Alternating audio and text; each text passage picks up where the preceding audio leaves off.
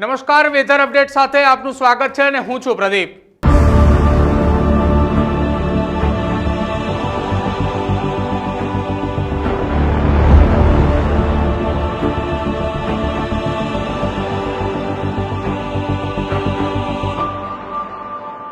ગુજરાતની અંદર હવામાન વિભાગ અને હવામાન નિષ્ણાંતોએ આગાહી કરી હતી કે ગુજરાતમાં 22 તારીખથી સતત 25 તારીખ સુધી અવિરત વરસાદ વરસશે, જેમાં ગઈકાલના રોજ સુરતની અંદર લગભગ 15 ઇંચ કરતાં પણ વધારે વરસાદ નોંધાઈ ચૂક્યો છે, જેના કારણે સુરતના અનેક વિસ્તારની અંદર પાણી ભરાઈ ચૂક્યા છે। કેટલાક વિસ્તારોની અંદર કમર સુધીના પાણી ભરાયા છે, તો કેટલાક વિસ્તારની અંદર ગરનાળાઓ છે, રસ્તાઓ છે, તમામ જગ્યાઓ પર પાણી ભરાયેલા છે।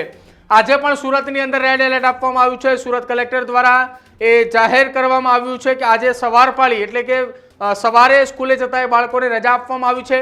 બપોરનો નિર્ણય થોડી વારમાં લેવામાં આવશે તેવું પણ તેમના દ્વારા કહેવામાં આવ્યું હતું। જો કે વિન્ડી મોડ્યુલના માધ્યમથી સમજીએ આજે સુરત સહિત કેટલા વિસ્તારની અંદર રેડ એલર્ટ છે, તો આપ જો અહીંયા આપણે દેખાઈ રહ્યું છે, સુરત છે, વાપી છે, વલસાડ છે, આ તમામ જગ્યા ઉપર આજે લગભગ બપોરના 1-1.5 વાગ્યા સુધીના અરસાની અંદર રેડ એલર્ટ આપવામાં આવ્યું છે। દક્ષિણ ગુજરાતના લગભગ 6 જેટલા જિલ્લાઓ, જેમાં વલસાડ, વાપી અને સાથે વાત કરવામાં આવે ડાંગ છે, આહવા, વાંસદા, વ્યારા, બારડોલી, નવસારી, સુરત, આ તમામ વિસ્તારની અંદર રેડ એલર્ટ છે। આપ જુઓ, મુંબઈનો પણ કેટલોક ભાગ છે, મહારાષ્ટ્રનો પણ કેટલોક ભાગ છે। આ એ વિસ્તાર છે કે જ્યાં અત્યારે રેડ એલર્ટ છે, સૌથી વધુ વરસાદ પડી રહ્યો છે। ગત બપોરના રોજ લગભગ 12 વાગ્યા બાદથી સતત દક્ષિણ ગુજરાતની અંદર વરસાદ વરસી રહ્યો છે। જો કે ઉત્તર ગુજરાત અને મધ્ય ગુજરાતના પણ કેટલાક ભાગોની અંદર સતત વરસાદ પડી રહ્યો હતો। હવે આ પરિસ્થિતિ લગભગ 12 થી લઈને 1 વાગ્યા સુધીની છે। થોડી આગળ પરિસ્થિતિ વાત કરવામાં આવે 2 વાગ્યા સુધીની અંદર જે રેડ એલર્ટની વાત કરવામાં આવી છે, જેમાં અલગ અલગ જિલ્લાઓની અંદર વરસાદ છે, તો જો નીચે મહારાષ્ટ્રના ભાગની અંદર જે રેડ એલર્ટ હતું એ થોડું ઓછું થયું, પરંતુ ગુજરાત તરફ થોડું ઉપર આવી રહ્યું છે અને આખો ભાગ લંબાઈ રહ્યો છે કે જ્યાં ગુજરાતનો પણ કેટલોક ભાગ છે, મહારાષ્ટ્રનો પણ કેટલોક ભાગ છે, સાથે મધ્યપ્રદેશનો પણ કેટલોક ભાગ છે કે જ્યાં રેડ એલર્ટ આપવામાં આવ્યું છે। અને એ રેડ એલર્ટ જે પહેલા વલસાડ સુધી સીમિત હતું, તે હવે વલસાડના બિલીમોરા અને નવસારી સુધી પહોંચી ચૂક્યું છે।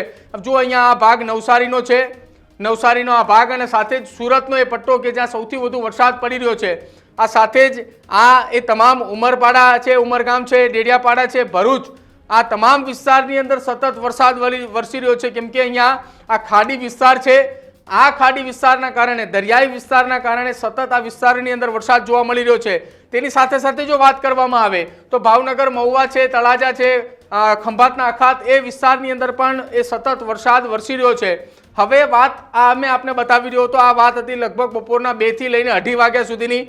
ત્યારબાદ થોડા આગળ જઈએ કે હવામાન વિભાગ દ્વારા જે 3-3:30 વાગ્યા સુધી જે વાત કરવામાં આવી હતી કે એ પહેલા રેડ એલર્ટ પૂરું થઈ જવાનું છે, એટલે કે લગભગ બપોરના 2 વાગ્યા સુધી તીવ્ર વરસાદની અસર દક્ષિણ ગુજરાતના જિલ્લાઓમાં છે, ત્યારબાદ થોડું હળવું પડવાનું છે। પરંતુ તેની સાથે જો વાત કરવામાં આવે તો દક્ષિણ ગુજરાતમાં હળવું પડ્યું છે, સાથે ઉત્તર ગુજરાતની અંદર અને મધ્ય ગુજરાતની અંદર વરસાદની શક્યતાઓ છે। આ એ જિલ્લાઓ છે કે જ્યાં અતિથી ભારે વરસાદ પડે તેવી શક્યતા છે, ત્યાં રેડ એલર્ટ નથી આપવામાં આવ્યું, ત્યાં ઓરેન્જ એલર્ટ આપવામાં આવ્યું છે। પરંતુ આપ જુઓ અહીંયા જિલ્લાઓ અમદાવાદ છે, ગાંધીનગર છે, દાહોદ છે, અરવલ્લી, હિંમતનગર, અહીંયા મહેસાણા, પાટણ, બનાસકાંઠા, આ વિસ્તારની અંદર સતત અતિથી ભારે વરસાદ પડે તેવી શક્યતાઓ વ્યક્ત કરવામાં આવી છે। દક્ષિણ ગુજરાતમાં વરસાદ યથાવત જોવા મળ્યો છે અને તમામની સાથે દરિયાની અંદરથી જે પવન ફૂંકાઈ રહ્યા છે, એ પવનના કારણે દરિયાઈ કાંઠા વિસ્તારોની વાત કરવામાં આવે, દેવભૂમિ દ્વારકા, પોરબંદર, ગીર સોમનાથની વાત છે, વેરાવળ છે, ઉના છે, ભાવનગરના જિલ્લાઓ, અમરેલી જિલ્લાના કેટલાક ગામડાઓ દરિયા કિનારાના છે। આ આખો ભાગ અહીંથી ચાલુ થાય છે, ખંભાતના અખાતથી લઈને આ છેક દ્વારકા સુધી સતત વરસાદ આજના દિવસ દરમિયાન પડે તેવી શક્યતાઓ વ્યક્ત કરવામાં આવી છે। આજના દિવસનો આ ભાગ, અહીંયા જે આ ભાગ આપ રેડ એલર્ટનો જોઈ રહ્યા છો, એ મધ્યપ્રદેશનો ભાગ છે કે ત્યાં રેડ એલર્ટ આપવામાં આવ્યું છે, પરંતુ એ સિવાય ઉત્તર ગુજરાતના એ ભાગ અને મધ્ય ગુજરાતનો એ ભાગ છે કે જ્યાં આજે અતિથી ભારે વરસાદ પડે તેવી શક્યતાઓ વ્યક્ત કરવામાં આવી છે, જેમાં ઉપર બનાસકાંઠા, પાલનપુર, આ તમામ જગ્યાઓ પર આજની પરિસ્થિતિ આ પ્રકારે જોવા મળી રહી છે। હવે સાંજના સમયની વાત કરવી છે। સાંજે 5 વાગ્યાથી લઈને રાતના 9 વાગ્યા સુધીની પરિસ્થિતિ ગુજરાતની અંદર કઈ છે કઈ રીતની એ ગુજરાતની પરિસ્થિતિ રાતના સમય દરમિયાન વરસાદને લઈને, જો આ રાતના સમયના વરસાદની પરિસ્થિતિ સાંજે 6 વાગ્યા બાદની કે 6 વાગ્યા બાદ ગુજરાતની અંદર એ વરસાદ થોડો હળવો પડે છે, દક્ષિણ ગુજરાતની અંદર પરિસ્થિતિ એ થોડી સુધરે છે, એટલે કે વરસાદની તીવ્રતા એ થોડી ઓછી થાય છે. અને આ તમામ અસરો જે આજે બપોરના અત્યારના સમયગાળા દરમિયાન વલસાડ સુરતની હતી તે બપોર બાદ અહીંયા એટલે કે ઉત્તર ગુજરાતમાં જોવા મળી હતી, ત્યારબાદ સીધું એ મધ્યપ્રદેશ અને ઉત્તર પ્રદેશ સાથે રાજસ્થાન તરફ એ આખી એ સિસ્ટમ ફેંટાઈ રહી છે. આપ જો આ તમામ ભાગો છે કે જ્યાં અત્યારે એ બપોરના બાદ એટલે કે સાંજે 6 વાગ્યા બાદ વરસાદ પડે તેવી સ્થિતિ એ મધ્યપ્રદેશ તરફ છે.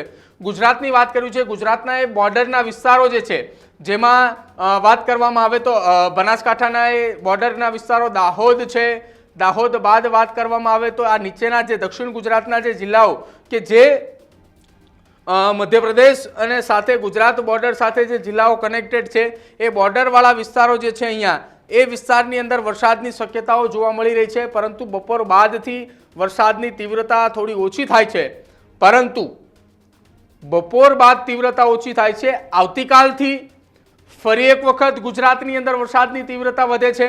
આવતીકાલની જો વાત કરવામાં આવે તો દક્ષિણ ગુજરાતની અંદર પહેલા વરસાદની તીવ્રતા વધે છે અને ત્યારબાદ એ વરસાદની તીવ્રતા ધીરે ધીરે ઉપરના તરફ આવી રહી છે. આપ જુઓ ફરી એક વખત સિસ્ટમ એક સક્રિય થાય છે. આ એ સિસ્ટમ છે કે જે મધ્યપ્રદેશ અને ઉત્તર પ્રદેશની અંદર સક્રિય થતી જોવા મળે છે, ને એ સિસ્ટમ જે છે એ આવતીકાલે એટલે કે 25 તારીખે ધીમે ધીમે ગુજરાતની અંદર પ્રવેશ કરશે. 26 તારીખના રોજ સમગ્ર ગુજરાતની અંદર ક્યાંક સાર્વત્રિક વરસાદ પડે તેવી સ્થિતિ છે. આ પરિસ્થિતિ એ 26 તારીખની નોંધાવાની છે કે જેમાં સૌરાષ્ટ્રના કેટલાક ભાગો જેમાં બોટાદ, ભાવનગર, રાજકોટ પંથકની અંદર વરસાદની વાત કરવામાં આવે આ સિસ્ટમ છે.